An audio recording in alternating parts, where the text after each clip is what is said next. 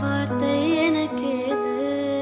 ஒரு தாய் நீ உன் செய் நான், இந்த உறவுக்கு பிரிவேது. தாய்மொழியில் செய்தான் வரலாமா?